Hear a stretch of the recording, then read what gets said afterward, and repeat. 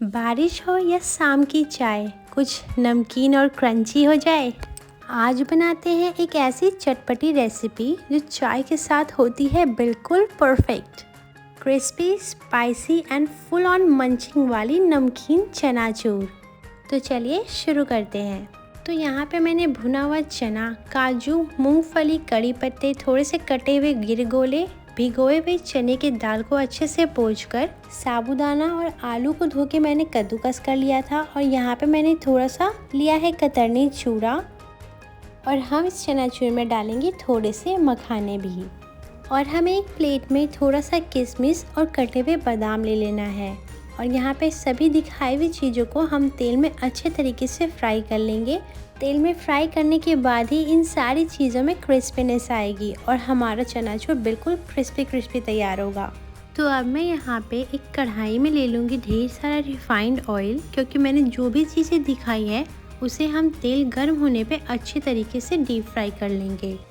और घर की चीज़ों की बात ही अलग होती है। यहाँ पे हम फ्रेश चीज़ें यूज़ कर सकते हैं और फ्रेश ऑयल में हम अच्छे तरीके से फ्राई कर सकते हैं। तो बाज़ार की चीज़ों को भूल जाइए और घर पे बनाए फ्रेश आइटम्स और अपने परिवार वालों को खिलाएं। इस वीडियो को इन तक ज़रूर देखिएगा, क्योंकि लास्ट में मैं कुछ ऐसे टिप्स बताने वाली हूँ जिससे आपकी नमकीन और ज़्यादा क्रंचीनेस और लॉन्ग लास्टिंग बनी रहेगी। तो फर्स्टली हमने जो आलू को ग्रेट करके रखा था, हम उसे अच्छे तरीके से डीप फ्राई कर लेंगे। तो ध्यान रखें, आप आलू को जब भी पील करें, कद्दूकस करके रखें या फिर काटें, आप इसे या तो पानी में रखें या फिर गीले कपड़े में रखिएगा, नहीं तो इसका कलर बहुत जल्दी चेंज हो जाता है और ये थोड़ा ब्लैकिश टाइप का दिखने लगता है। तो ये लच्छेदार आलू बनाने के लिए मैंने पतले छिलके वाले आलू का यूज़ किया यहाँ पे। और मैंने उसको अच्छे तरीके से पील करके वॉश कर लिया है। और फिर उसे कद्दूकस करने के बाद मैंने 3-4 पानी से अच्छे तरीके से उसे भी वॉश किया है। आलू को वॉश करते समय जब तक पानी बिल्कुल क्लीन ना हो जाए, आप इसे 4-5 पानी से अच्छे तरीके से धो लें। फिर आलू को आप पानी से अच्छे तरीके से छान लें। फिर एक सूखे कपड़े में अच्छे तरीके से उसे पोंछ लें, उसके बाद ही डीप फ्राई करें। अब नेक्स्ट स्टेज पे मैं यहाँ पे चने की दाल को अच्छे से डीप फ्राई करूँगी। तो मैंने इस चने दाल को 3 से 4 घंटे के लिए गर्म पानी में अच्छे से भिगो के रख दिया था, ताकि ये अच्छे तरीके से फूल जाए। और जब चना का दाल अच्छे तरीके से फूल जाए तो इसे 3-4 पानी से करें वॉश और एक सूखे कपड़े पर डाल के इसे अच्छे तरीके से पोंछ के सुखा लें। जो भी चीज़ों को हम वॉश करके डाल रहे हैं, ध्यान रखें आप उसमें से पानी बिल्कुल अच्छे तरीके से सुखा लें। उसमें पानी की मात्रा बिल्कुल भी नहीं होनी चाहिए, वरना गर्म तेल में डालने के वक्त पानी जाने से तेल उछलने का खतरा होता है। तो मैं यहाँ पे चने की दाल को मीडियम टू लो फ्लेम पे अच्छे तरीके से फ्राई कर रही हूँ।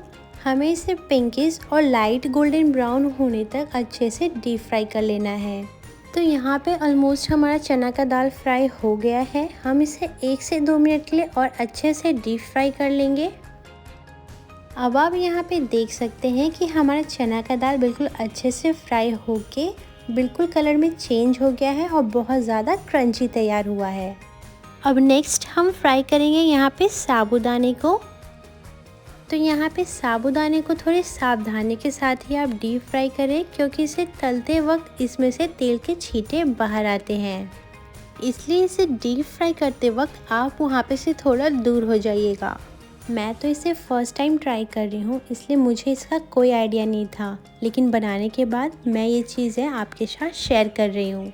तो बस कुछ ही देर छोड़ने के बाद हमारा साबूदाना बिल्कुल अच्छे से क्रिस्पी होके तैयार हो गया है। और अब नेक्स्ट हम यहाँ पे फ्राई करने वाले हैं मूंगफली को।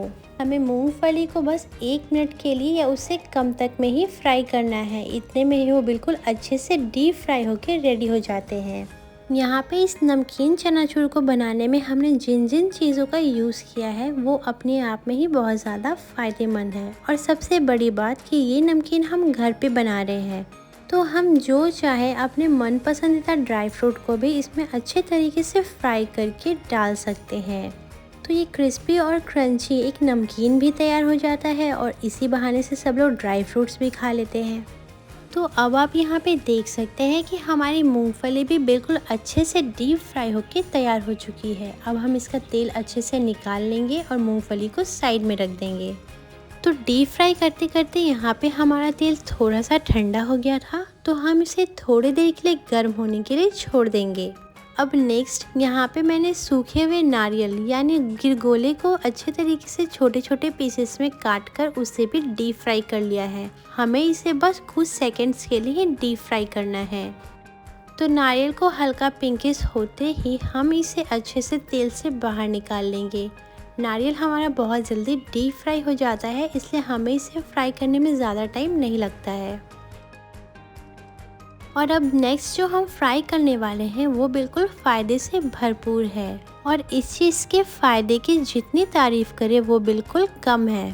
तो हम यहाँ पे 1 कटोरी के लगभग मखाना को अच्छे से डीप फ्राई कर रहे हैं।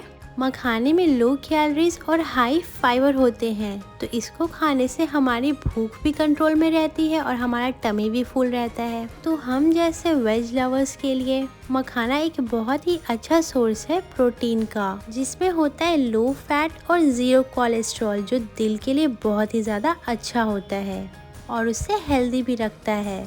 ये डायबिटीज़ फ्रेंडली होता है और बेटर स्लीप और स्ट्रेस को रिलीफ देता है और ये हमारे बोन्स और जॉइंट्स के लिए बहुत ज़्यादा फ़ायदेमंद होता है। तो मखाने में तो होते ही भर भर के फ़ायदे, तो आप भी इसे डेली हल्का भून करके ज़रूर खाएं या इस तरह के नमकीन बनाकर डेली इसे खाएं। तो यहाँ पे हमारा मखाना भी डीप फ्राई और क्रंची होके तैयार हो गया है। और नेक्स्ट मैं यहाँ पे कतरनी चूड़ा या पोहा, आप जो चाहे कह लें, मैं उसे भी यहाँ पे डीप फ्राई कर रही हूँ। जब भी आप चूड़ा को फ्राई करें ध्यान रखिएगा कि कढ़ाई में तेल ज़्यादा होना चाहिए, तभी ये अच्छे तरीके से फ्राई होके क्रंची तैयार होते हैं। क्योंकि जब भी हम चूड़ा को डीप फ्राई करते हैं तो ये अपने साइज़ में डबल नहीं बल्कि ट्रिपल तैयार होते हैं। तो यहाँ पे हमारा चूड़ा भी बिल्कुल अच्छे से फ्राई होके क्रंची तैयार हो गया है। अब हम इसमें से तेल को अच्छे तरीके से निकाल लेंगे। चूड़ा को डीप फ्राई करने वक्त इसमें तेल बहुत ज़्यादा लगता है, इसलिए हमें इसे ध्यान से इसमें से सारा तेल निकाल लेना है, ताकि हमारा जो नमकीन तैयार हो वो बिल्कुल ऑयललेस हो और हम इसे ज़्यादा दिन तक कंटेन करके क्रंची रख पाएँ। अब नेक्स्ट हम यहाँ पे डीप फ्राई कर रहे हैं चने और काजू को। भुना चना भी मखाने की तरह ही फाइबर फ्रेंडली होता है, जिसको खाने से हमारा पेट बिल्कुल भरा भरा रहता है। ये रिच इन आयरन होता है, ब्लड शुगर लेवल को कंट्रोल करता है और वेट लॉस में भी हेल्प करता है। और काजू कैल्शियम और फास्फोरस से भरपूर होता है और इसमें बहुत अच्छी मात्रा में मैग्नीशियम भी पाया जाता है। Small handful is equals to instant energy. ये हमारे मिड डे के लिए एक परफेक्ट स्नैक है। तो यहाँ पे चना और काजू बिल्कुल अच्छे से डीप फ्राई हो गया है और मैंने उसे तेल से अच्छे तरीके से निकाल भी लिया है। और यहाँ पे मैंने थोड़े से कड़ी पत्ते को भी डीप फ्राई कर लिया है। और अब मैं यहाँ पे फ्राई कर रही हूँ वो घर पे बने हुए आलू के चिप्स, जो मैंने खुद अपने हाथों से घर पे बनाया है। तो मैं इसे फ्राई करने के बाद इसे भी इसमें मिला दूँगी। तो यहाँ पे आप देख सकते हैं हमने जिन जिन चीज़ों को भूना था हमने उसे एक बड़ी सी थाली में निकाल लिया है, तेल को बिल्कुल अच्छे तरीके से साइड करके। और ये सारी चीज़ें डीप फ्राई होने के बाद बिल्कुल क्रंची तैयार हो गई है। अब हम इसमें ऐड करेंगे बस थोड़ा सा किशमिश,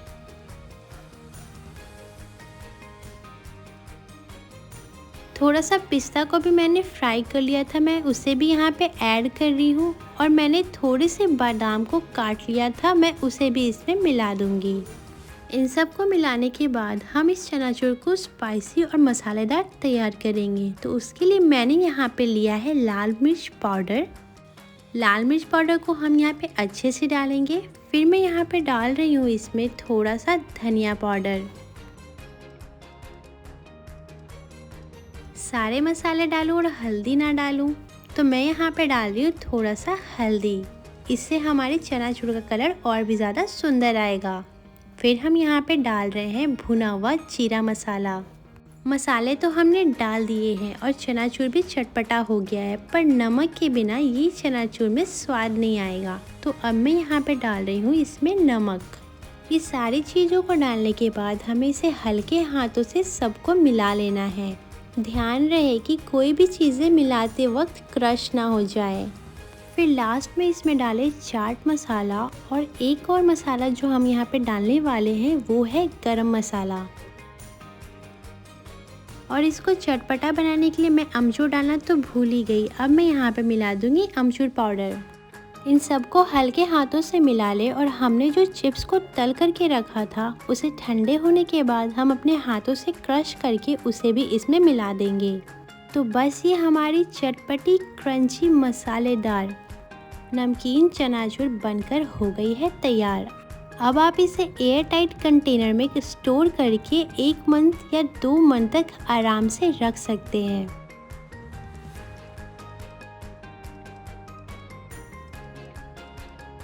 अगर आपको ये चनाचूर की रेसिपी पसंद आई हो तो इस वीडियो को ज़रूर लाइक करें और अपने लव्ड वन के साथ शेयर करें और इसे आप अपने घर में भी ज़रूर ट्राई करें।